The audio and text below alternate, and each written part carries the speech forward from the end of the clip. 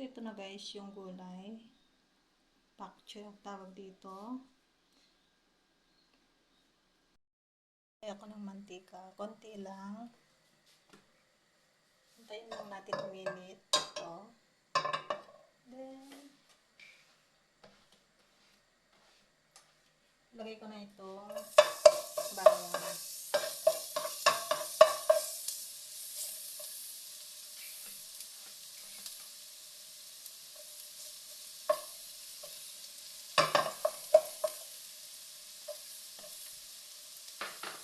Prito lang natin ito guys.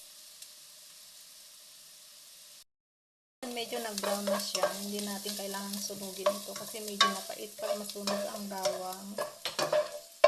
Hanguin ko itong bawang guys.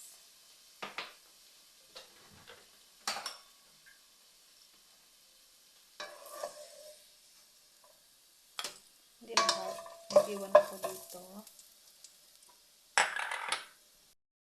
Maglalagay ako ng oyster sauce. Konti lang. Kasi konti lang yung gulay na iluluto ko. Good for one person. So, ito yung paminta.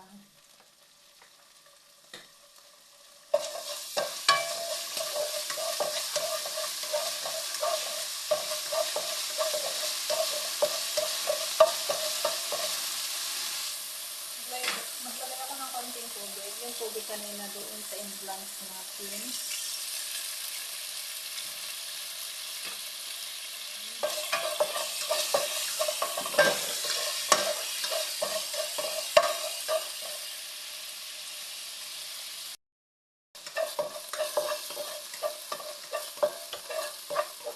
Ayan, pwede na to.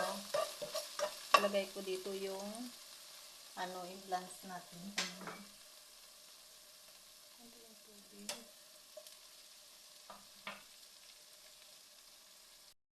Ito yung in-blanch ko kanina guys. Ilagay natin yung sauce dito. So, ito na yung sauce. Kailangan kong ilagay dito. Ito yung pinaka niya. Toppings.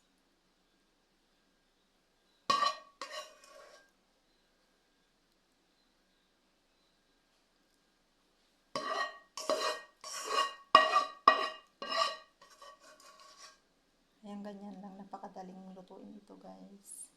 Gustong-gusto ng mga Chinese ito. Pak choy ang tawag sa gulay na ito. Parang pechay lang siya. Yeah.